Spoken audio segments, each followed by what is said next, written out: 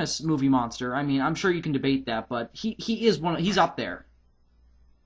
King Kong, it made a lot of money at the box office. It was at number one for like 1 or 2 weeks, I believe. Yeah, that movie was huge.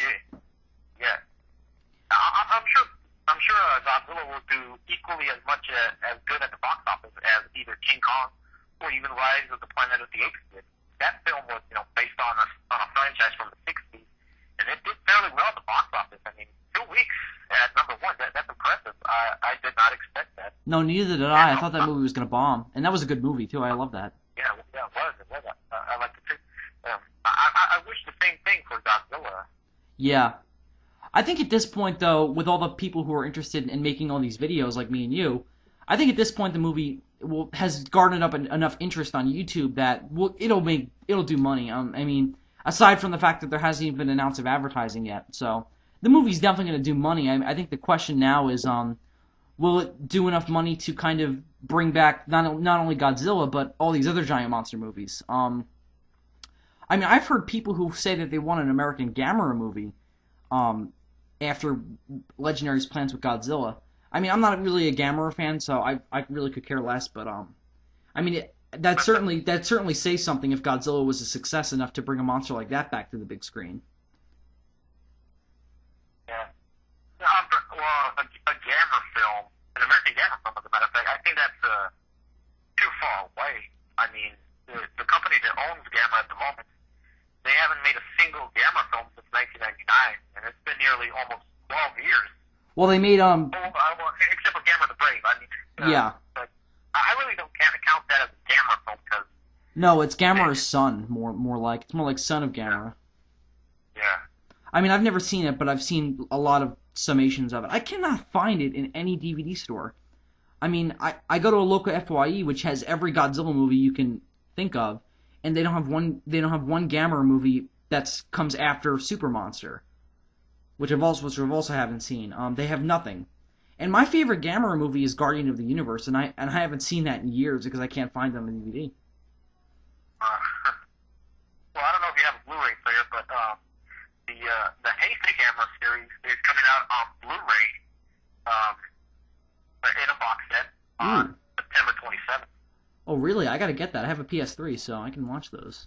I love those. Yeah. I love the Heisei Gameras.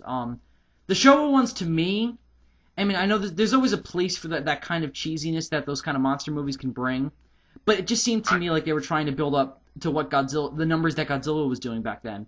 I mean, even when they made a bad one, I mean, back then those movies did money.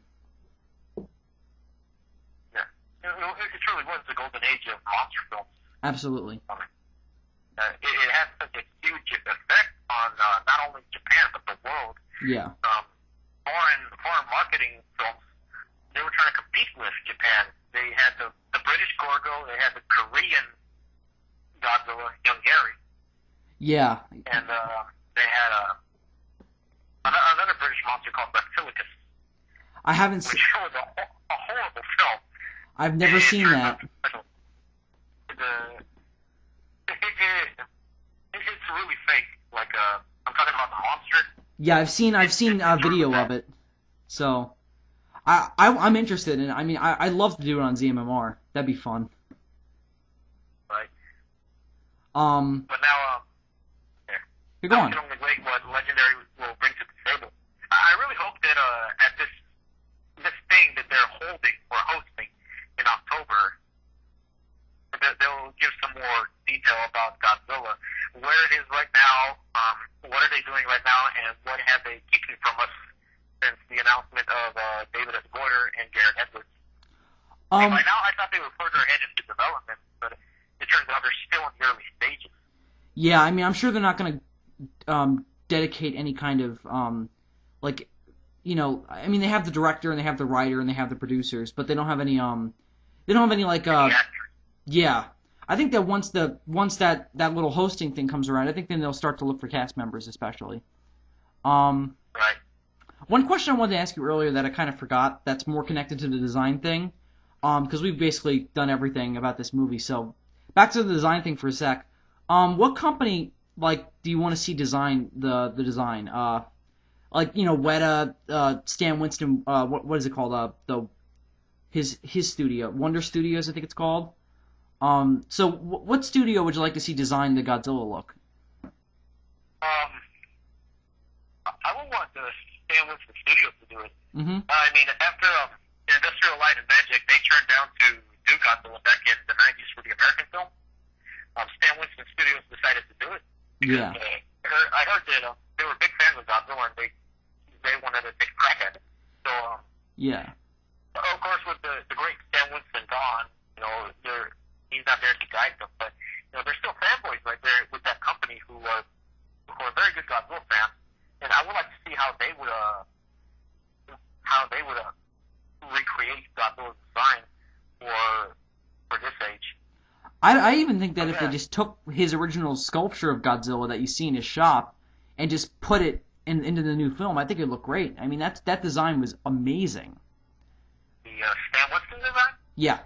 The one that they were going to use for 94. Yeah. I think that if they just took that and just used it. Stan Winston design and the Ricardo Delgado design, which looked more like a T-Rex. Well, that sculpture he has in his shop, was that even for a movie? I mean, that sculpture, it was for the American Godzilla film. But oh, it was? Okay. Yeah, I didn't know that. I thought it was for 94. That looked a lot like the Heisei Godzilla. I mean, I guess that was a reason for that, but he looked a lot like the Heisei Godzilla, that sculpture. Yeah, he absolutely did. I think it looks like that Godzilla looks like a combination of a T-Rex and a crocodile. Especially with the tail, yeah. And that definitely would have been a cool design for them to use. I don't know how well it would translate to CG, but I guess we would have found out if they would have used it and not gone with the lizard thing. So, also that kind of says something about back to Roland Emmerich quick about his team if they just wanted to use a lizard, which is what Godzilla's been stereotyped as, and they just use that as the design. That kind of says something about what they were doing with the character. Right. That they didn't really care. That they just kind of stereotyped it to make money. Because that's what everyone knew Godzilla as, a giant lizard, which he's not, but, One of the many big mistakes that they did, Roland Emmerich and Dean Devlin, was not pre-screen this film to any audience. That doesn't surprise me. I guess they wanted to duke people into spending their money. I mean, that movie did huge numbers opening weekend, and then it just fell down. It was because of word of mouth. Yeah, it fell down. Yeah. I mean, I saw that movie opening weekend, I have to admit, when I was a little kid. I mean, I was about, I must have been, I think it was 5 years old when that movie came out. And I saw it in theaters, and I remember loving it, and I added $11 into that gross. I really don't remember any trailers for that film.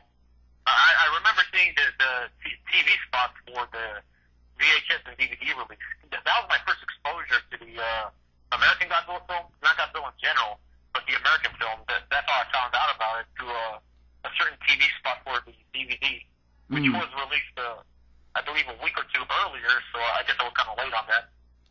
Yeah. But but prior to that, I was already a Godzilla fan. But I had so was I. Knowledge that an American film was already made. I mean, I remember seeing TV spots for Godzilla 2000. I mean, those were very fond memories of mine because I badly wanted to go see Godzilla 2000, and each time I passed by the theater, it would say on the sign, now playing Godzilla 2000, and I was very jealous of whoever went to go see it. I saw that in theaters too. Yeah.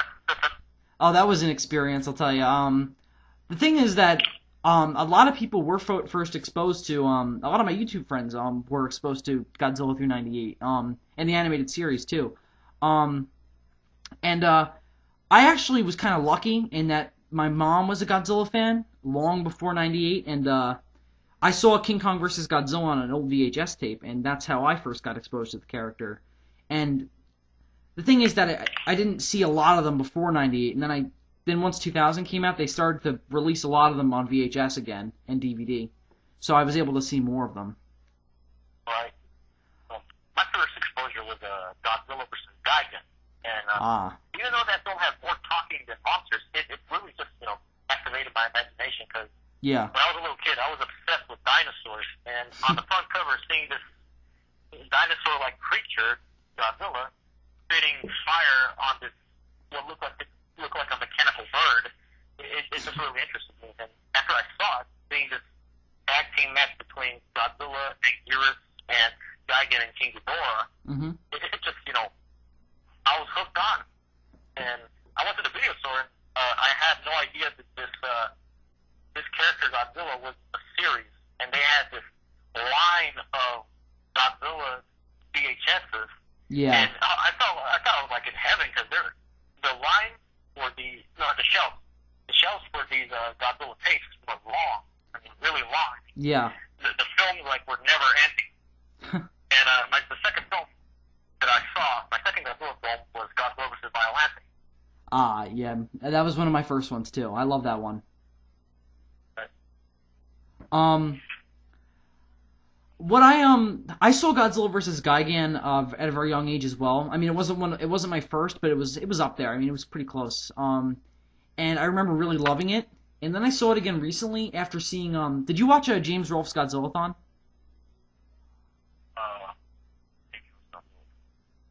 Huh?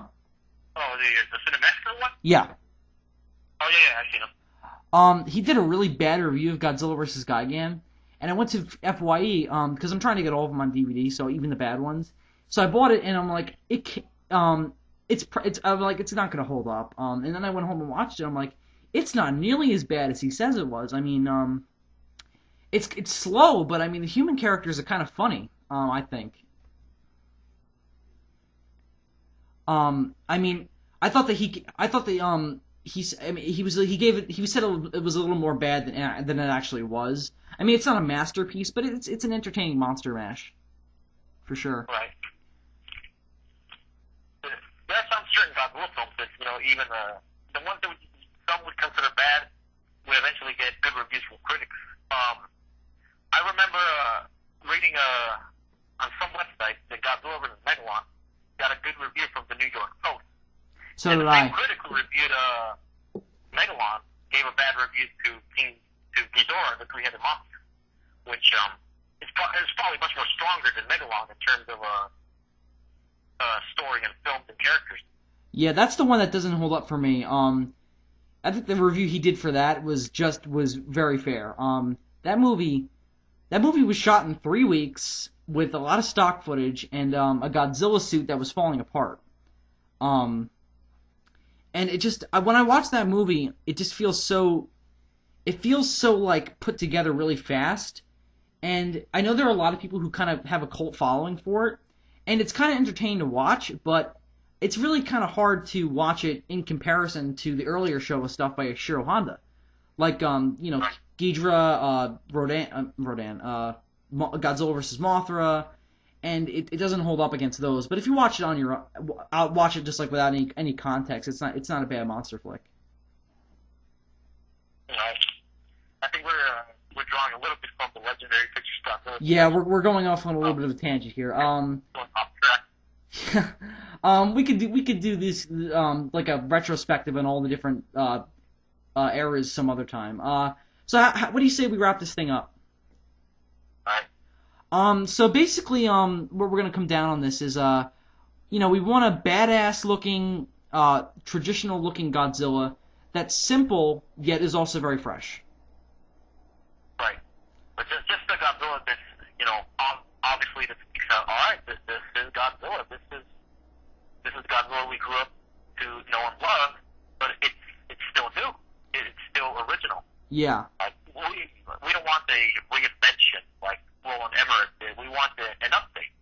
Yeah. Just update the look, keep the traditional dinosaur dorsal fin look, but yeah, deliver something that we're gonna love.